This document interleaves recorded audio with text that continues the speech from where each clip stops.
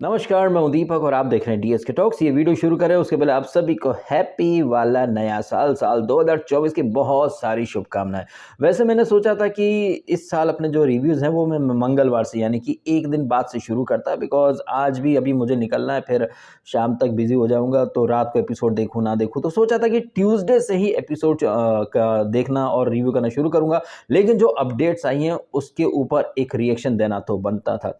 कल रात का एपिसोड मैंने अभी मॉर्निंग में डाउनलोड करा और फास्ट फॉरवर्ड वाले अंदाज में देखा, वो रिंकू का एलिमिनेशन और नील भट्ट भाई साहब, नील भट्ट का भी एलिमिनेशन हो गया। ये नील भट्ट वही है ना मित्रों जो बिग बॉस मेरा गॉड है, बिग बॉस मेरा भगवान है, ये है वो है। अरे भाई साहब, बिग बॉस ने 1 मिनट की देरी नहीं लगाई और रिंकू के साथ में नील का भी टाटा बाय बाय खत्म करवा दिया।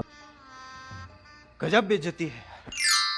अब नील, ऐश्वर्या और ये जो रिंकू हैं ये बाहर बैठ करके बिग बॉस देखेंगे। और ये नील जिसे पूरे सीजन के लिए नॉमिनेट किसने करा था? विक्की ने। विक्की ताले बजा रहा था, या Neel had nice journey, very good journey. वही चिंकी बोलती कि ठीक से बाय बाय नहीं कर पाए। इसी दौरान आपने देखा होगा कि नील भट्ट के एलिमिनेशन के टाइम पर ये बाबू भैया उर्फ ब्रोसना का मुखिया, oh my God big boss how can you do that, ओहो। और बिग बॉस भी कूद पड़ा था कि हाँ ये वोटिंग के आधार पर ये एलिमिनेशन हुआ है। बेचारा नील, जैसे लगा होगा कि भैया रिंकू का एलिमिनेशन हो गया, वो मस्ती से तकड़ तकड़ करके नाच रहा था। उस बेचारे को क्या पता था कि उसका भी पत्ता कटने वाला है। और ये अनुराग उर्फ बाबू भैया उर्फ ब्रो सेना का मुखिया जो ऐसे ऐसे करके मुंह बना रहा था, उसे क्या पता कि अगले एपिसोड में उसका भी पत्ता कटने वाला है। जबकि ये अनुराग, हालांकि अनुराग का एलिमिनेशन जो हुआ है वो आज रात के एपिसोड में दिखाया जाएगा, बट अपडेट आ चुकी हैं और अनुराग ने बाहर रिएक्शन वगैरह उसकी टीम ने भी दे दिए हैं। ऑफिशियल हो चुका है कि उसका पत्ता कट चुका है। लेकिन अनुराग का पत्ता वोटिंग के बेसिस पर नहीं कटा है। इनफैक्ट अनुराग इस सीजन का इकलौता ऐसा कंटेस्टेंट नहीं है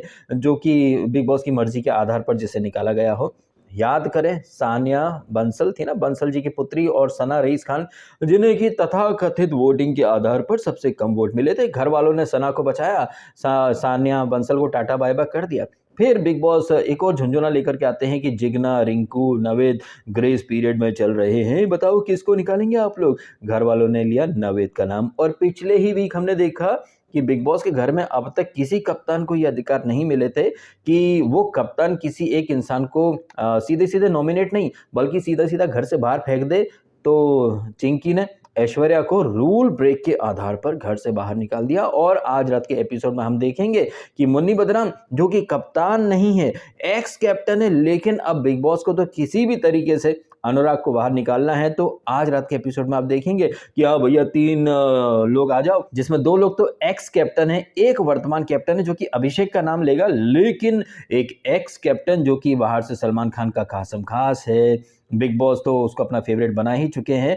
तो अनुराग को निकालने के लिए बिग बॉस इतना डेस्परेट है कि आज रात के एपिसोड में वो अनुराग को निकलवा भी देगा अपनी फेवरेट मुन्नी बदनाम के हाथों। वैसे तो आप भी जानते हैं कि इस तरह के जो एलिमिनेशन होती है अनफेयर होते हैं। अब जितने अनुराग के फैन हैं वो इस एलिमिनेशन को अनफेयर बोलेंगे, वही जितने मुन्नी बदनाम के फैंस हैं ना वो बोलेंगे मजा आ गया, मजा आ गया। इनफैक्ट मैंने सोशल मीडिया पर जब काफ़ी फैंस के रिएक्शन चेक करे ना, तो जितने भी मुन्नी बदनाम के फैंस हैं वो एक चीज़ बार बार हाईलाइट कर रहे हैं, अरे उसने शो की डिसरिस्पेक्ट की है, शो में रहकर शो को गालियां देना ये कहाँ का मतलब सही बात होती है, ऐसे लोग शो में रहना डिजर्व नहीं करते। लेकिन अब जो मैं बात करने वाला हूँ ना, उस बात से कई लोगों के पिछवाड़े सुलग जाएंगे। आई एम श्योर बहुत लोगों को आइडिया मिल चुका होगा कि मैं क्या कहने वाला हूँ। शो में रहकर शो के खिलाफ बोलना अगर गलत है तो इस देश में रहकर देश के खिलाफ बोलना कौन सी समझदारी की बात है। तुम साले ये जितने भी मदरसा छाप जाहिल हैं जो आज अनुराग के एलिमिनेशन पर खुश हो रहे हैं, कोई बड़ी बात नहीं। अगर तुम्हारा मुन्नी बदनाम भी फाइनल में टॉप 2 या टॉप 3 में आकर के निकल जाए तब तुम लोग खुद रोओगे। और जो लॉजिक ये लोग दे रहे हैं ना कि अनुराग शो में रहकर के शो की डिसरिस्पेक्ट करता था, तो भाई साहब जितने भी इस जिहादी के फ़ैन हैं वो हमारे नेशनल एंथम पर खड़े नहीं होंगे, वंदे मातरम नहीं गाएंगे, भारत माता की जय नहीं बोलेंगे, मोदी जी को गाली देंगे। और तो और ये मुन्नी बदनाम जिसने कि वो जो अपना गुस्सा निकालने वाली टास्क थी ना, इसने अनुराग के बारे में क्या बोला था कि सेंसिटिव नहीं है। ठीक है, सेंसिटिव नहीं है ये मुन्नी बदनाम जो कि अनुराग के लिए बोल रहा था कि सेंसिटिव नहीं है। क्या मुन्नी बदनाम वाकई में सेंसिटिव है? गोधरा कांड के ऊपर तुम कॉमेडी बनाते हो, जोक बनाते हो, लोगों की आस्था के साथ तुम खिलवाड़ करते हो, मजाक बनाते हो, तब ये तुम्हारे अंदर का सेंसिटिव इंसान, सो कॉल्ड जेंटलमैन कहाँ मर जाता है। तो ये जो मुन्नी बदनाम जो रिश्ते के ऊपर, सेंसिटिविटी के ऊपर लेक्चर दे रहा था, इसके खुद के रिश्ते रियल हैं क्या? जब तक आयशा नहीं आई थी तब तक नाजिला नाजिला था, आयशा के आते से ही नाजिला को भूल गया, और जब आयशा को कहीं ना कहीं सलमान ने खरी खोटी सुनाई और एक सॉफ्ट कॉर्नर दिखाया अपने ही जात के जो ठरकी भाई है उसके ऊपर, तो मुन्नी बदनाम तो भाई सडनली एकदम हवा में उड़ने लग गया। जब सलमान खान ने बोला ना कि यार ये लड़की तुमको स्टड साबित करना चाहती है, why of being good to her when she is not good, या ये कहें डायरेक्टली ही मुन्नी बदनाम को सपोर्ट कर दिया था कि वो लड़की तेरे को जलील करने आई तो उसके साथ नाइस क्यों है। तो यही चीज़ अगर हम अप्लाई कर दें रियल लाइफ में कि जो हमारे देश के साथ लॉयल नहीं है, जो हमारे देश के साथ अच्छा नहीं है, हम उसके साथ अच्छे क्यों हो जाएं। यहाँ पर इतनी सारी चीज़ें निकल करके आ रही हैं, उसके बावजूद आप देखिएगा कि ये मुन्नी बदनाम जैसे लोग जो कि हमारे साथ अच्छे नहीं हैं, हमारे धर्म को गाली दें, हमारी सरकार को गाली दें, हमारे देश के प्रधानमंत्री को ये गाली दें, हम उनके साथ अच्छे क्यों हो जाएं। फिर ये अच्छाई का जो ढोंग लेकर के कुछ लोग चल रहे हैं ना कि दोस्तों उसके साथ गलत हुआ, जी नहीं, एटलीस्ट वो जिंदा है और हर वीक के लाखों कमा रहा है। बेचारे वो कन्हैया लाल जी, क्या गलती थी उनकी जिनका गला काट दिया गया, या नुपुर जो कि घर के अंदर बैठी है। मुझे बहुत लेक्चर दिए जाते हैं भाई साहब कि यार डीएस के आप तो हाथों के पीछे पड़ गए हो, उसने कुछ बोला तो हमारा धर्म छोटा थोड़ी हो जाता, हमारे भगवान छोटे थोड़ी हो जाते, बिल्कुल नहीं हो जाते। लेकिन नुपुर के एक स्टेटमेंट से पूरा इस्लाम छोटा हो जाता है क्या? या कन्हैया लाल जी, उन्होंने तो कुछ बोला भी नहीं था, नुपुर को सपोर्ट करा था, तो क्या इस्लाम इतना छोटा हो गया? या आपके नबी इतने छोटे हो गए कि गला काट दोगे किसी का है? ये चीज़ें जब मैं बोल दूंगा तो अरे तुम तो नेगेटिव हो, तुम ये हो, जी नहीं, मैं डंके की चोट पर खुली बात करता हूँ, सच्ची बात करता हूँ, जो कि कई लोगों को बर्दाश्त नहीं होती है। तो फिर वो विक्टिम कार्ड खेलता है, अरे ये नेगेटिव है, ये हेट है, और इस तरह के विक्टिम कार्ड खेलने वाले वो लोग हैं जो मुन्नी बदनाम को एकदम ब्लाइंडली जस्टिफाइड सपोर्ट कर रहे हैं और आकर हमको बोलते हैं कि भाई हम अंधभक्त हैं, ये है वो है। जबकि नेशनल टीवी पर ये मुन्नी बदनाम क्या नेक्स्ट लेवल का वुमनाइजर है। सलमान ने बोला तो वो आयशा जिसके साथ वो पिछले 10 दिनों से चिड़िया उड़ खेल रहा था, I am feeling for you, मैं हलाल करना चाहता हूँ, ये है वो है। जैसे ही सलमान खान ने थोड़ा सा सॉफ्ट कॉर्नर इसको दिखा दिया वुमनाइजर नंबर 1 मुन्नी बदनाम को, तो ये तो सडनली हाँ मेरे शो में नहीं आई थी तो मेरे को मैसेज करा था, ये थोड़ी। तो इतने दिनों से ये फीलिंग कहाँ चली गई थी तेरे अंदर की मुन्नी बदनाम? इतनी सारी चीजें आप देख रहे हैं नेशनल टीवी पर। ये मुन्नी बदनाम जो रिश्ते के ऊपर या सेंसिटिविटी के ऊपर लेक्चर दे रहा था, खुद मुन्नी बदनाम उन चीज़ों का 0.001% भी नहीं करता है। अब इन सारी बातों का मतलब ये नहीं है कि भाई साहब आप अनुराग को भी जस्टिफाई करने लग जाएं। जैसे मैं कह रहा हूँ कि भाई ब्लाइंड फैन फॉलोइंग इसकी मुन्नी बदनाम की, जो कि इसकी मुन्नी बदनाम के ब्लंडर्स को इग्नोर कर रही है, ऐसी ही ब्लाइंड फैन फॉलोइंग अनुराग की है। और इनफैक्ट अनुराग को तो मैं काफ़ी टाइम से घोंचू का मुरब्बा बोल रहा हूँ। इनफैक्ट अनुराग जो है ना, उसके साथ जो हो रहा है उससे अब तो आंखें खोल लो।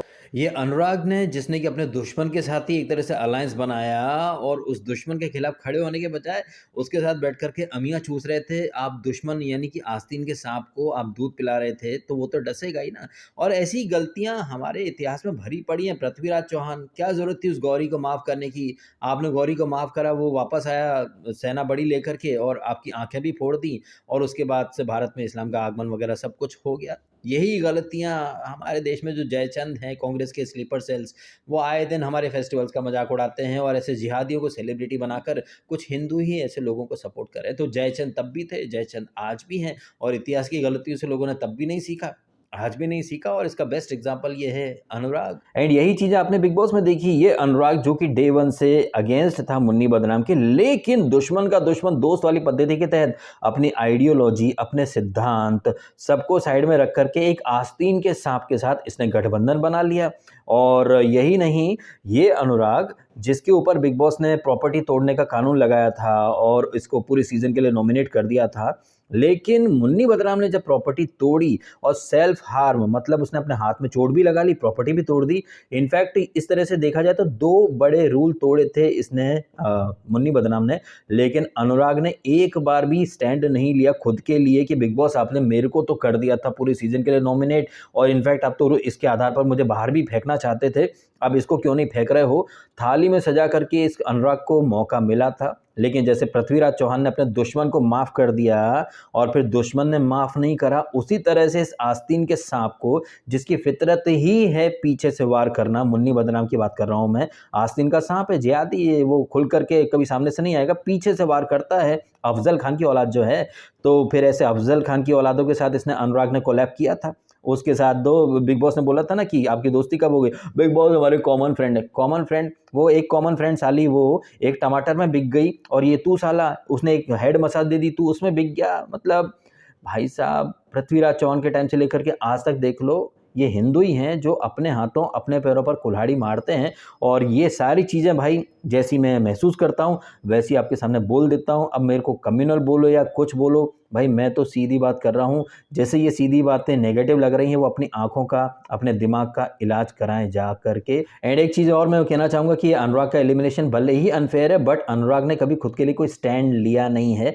अनुराग ने बड़ी बड़ी बातें करी थी चिंटू के लिए कि चिंटू तेरे घोड़े लगा देगी ब्रो सेना। ब्रो सेना काय की ब्रो सेना यार है, तू ब्रो सेना के लिए भी लॉयल नहीं था। सीधी बात तो ये है, कभी बोलता कि तेरा अस्तित्व तेरी खुद की वजह से है, फिर बाद में चीज़ें बैकफायर हुई तो हाँ ब्रो सेना की वजह से। और ब्रो सेना बाहर जिस झाटू की सेना से लड़ रही थी, उसी झाटू के साथ तुमने कोलैब कर लिया और उसने तुम्हारी पीठ में खंजर भोंक दिया। तुम बस अंदर ब्रो सेना घोड़े लगाई। जिस इंसान से तुमको एक टफ फाइट करनी थी, तुम उसके साथ बैठ करके अमियाँ चूस रहे हो, तो क्या बोला जाए। लेकिन इन सारी चीज़ों के दौरान एक चीज़ जो डंके की चोट पर बार बार हाईलाइट हो चुकी है इस सीज़न में, इनफैक्ट ये वाला जो सीज़न है ना, ये इतिहास में याद रखा जाएगा बिग बॉस के सबसे वर्स्ट सीज़न में और बिग बॉस के सबसे ज़्यादा स्क्रिप्टेड सीज़न में। अब बिग बॉस अपने डिफेंस में बोल सकता है कि भाई इस सीज़न तो बिग बॉस ने डे वन से बोला है कि बदल गए हैं दिन, बदल गए जज्बात, बिग बॉस अब नहीं रहे पहले जो थे आप। बिग बॉस कह करके फेवरेट वर्सेस नॉन फेवरेट खेल रहे हैं, और इसी पद्धति के तहत बिग बॉस की जो फेवरेट गैंग के लोग हैं वो बचे रहेंगे, उन्हें अधिकार मिलेंगे, और जो बंदा बिग बॉस की फेवरेट की लिस्ट में नहीं है उसे बिग बॉस किसी भी XYZ रीजन से निकाल देगा। लेकिन यही चीज़ें तो बिग बॉस पहले भी करते थे। मुझे याद है बिग बॉस 14 में वो एक अरे यार एक कंटेस्टेंट था, उसका नाम भूल गया मैं, कोई टीवी एक्टर था जिसने अंग्रेजी में बात करी थी तो बिग बॉस ने उससे कैप्टनसी छीन ली थी। लेकिन चुबीना कलर्स की बड़ी फेस थी, वो तो अंग्रेजी में ही बकचोदी करती थी, बट बिग बॉस ने उससे कभी कोई अधिकार नहीं छीने थे। इस बार के सीजन में तो बिग बॉस ओपनली बोल करके बायस्ड अप्रोच लेकर के चल रहे हैं, बट पहले के सीजन में आप देख लीजिए, पहले के सीजन में बिग बॉस बोलते नहीं थे। इनफैक्ट बिग बॉस उन चीज़ों को डिफेंड करते थे। खुद सलमान खान आ जाता था कि यार दुनिया का बड़े से बड़ा राइटर भी शो को स्क्रिप्ट नहीं कर सकता। लेकिन ये शो स्क्रिप्ट करने के लिए किसी बड़े राइटर की ज़रूरत नहीं है। ये जो बिग बॉस के जो निब्बे हैं क्रिएटिव टीम में, वही लोग स्क्रिप्ट बना रहे हैं, और ये सारी चीज़ें आपकी आंखों के सामने हैं। लेकिन फिर भी आप यकीन मानिएगा, कुछ चूतियाँ उठ जाएंगी नींद से। दोस्तों ये वोटिंग ट्रेंड, ये ऊपर है वो नीचे है, और आप उन चूतियों को लाखों की तादाद में व्यूज़ भी दोगे जो आपको चूतियों की लाइन में खड़ा कर देते हैं, और बिग बॉस का जो चूतियापन रहता है उसे वो जस्टिफाई कर लेते हैं। अब कुछ लोग बोलेंगे भाई तुम्हारी लैंग्वेज बड़ी बेकार है, और इसीलिए ना लोग तुमको नहीं देखते हैं। तो ये जो लैंग्वेज अगर कोई इश्यू है तो कैरी मिनाटी के मिलियंस ऑफ सब्सक्राइबर कैसे हो गए। हमारे देश में मिर्ज़ापुर जैसी वेब सीरीज़ बनती है, गालियों से भरपूर, वासीपुर लोगों को पसंद आती है, कैरी मिनाटी के रोस्ट लोगों को पसंद आते हैं, वहाँ पर कोई लैंग्वेज का लेक्चर नहीं देता। और ये मुन्नी बदनाम, हमने भी काफ़ी सारे वीडियोस देखे हैं, डबल मीनिंग डायलॉग और गाली वाले डायलॉग रहते हैं, हर दूसरे शब्द के बाद व्हाट द फा रहता है। तो ऐसे फैंस या ऐसे लोग जो खुद कैरी मिनाटी को देखते हैं या मुन्नी बदनाम के झाटू जैसे कॉमेडी शोज में जाते हैं, स्टैंड अप कॉमेडी में क्या होता है भाई साहब, है गाली गलौच होती है, डबल मीनिंग बातें होती हैं, और हमसे वो लोग आकर के आर्ग्यूमेंट करना चाहते हैं भाई तुम्हारी लैंग्वेज आपकी, मेरी लैंग्वेज जैसी है, जैसे लोग जिस भाषा में समझते हैं मैं उस लैंग्वेज में बात करना प्रेफर करता हूँ भाई, सीधी बात, नो बकवास।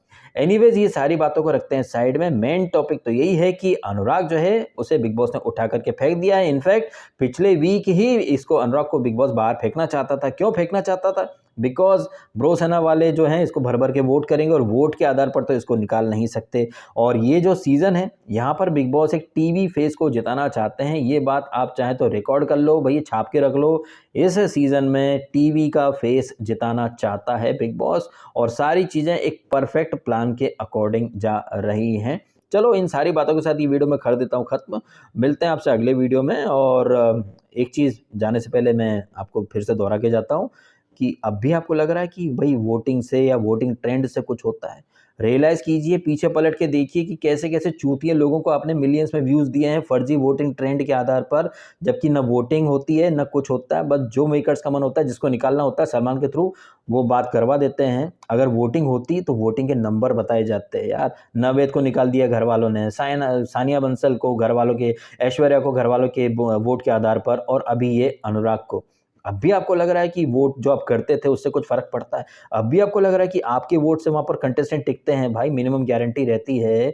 आप रिंकू को देख लो ना, रिंकू को 10वीं की उसकी एमजी थी, एमजी खत्म हुई, उसके बाद बस निकाल दिया। चाहते तो उसको और रख लेते, लेकिन एमजी खत्म हो गई और वैसे भी शो में कुछ कर नहीं रही है, और वैसे भी ये जो शो है अब आखिरी पड़ाव पे आ चुका है। मेकर्स को जिन लोगों को ऊपर लेकर के आना है, अपने फेवरेट लोगों को, उन्हें वो लेकर के आएंगे। आप लोग कहेंगे रिंकू भी तो फेवरेट थी, लेकिन रिंकू शो में कुछ कर नहीं रही थी। और ये रिंकू जो खुद को बड़ी एक्ट्रेस बोलती थी ना, अंकिता को नॉमिनेट करते टाइम ये रिंकू क्या बोली थी कि I am an actress, I can understand the emotions and expressions. लेकिन मुन्नी बदनाम के झांसे में वो आ गई तो पता चल रहा है कि ये रिंकू कितनी बड़ी एक्ट्रेस है। इन सारी चीज़ों को आप देखें, महसूस करें, पीछे पलट करके देखें कि आपको ठगा हुआ महसूस हो रहा है या नहीं हो रहा, कि आप यूं ही वोट करते रहे, वोटिंग ट्रेंड वालों को मिलियंस ऑफ व्यूज़ देते रहे, जबकि वो कहकर आपका काटते रहे, जैसे बिग बॉस हर साल आपका काट देता है। और मेरा तो फ़लसफ़ा ही ये बन चुका है कि मैं बिग बॉस को देखूँ और चीज़ों को अच्छे से परख करके ये चीज़ आपके सामने रख सकूँ कि वहाँ कितनी रियलिटी है, कितना फ़िक्शन है, कितना वहाँ पर नौटंकी चल रही है,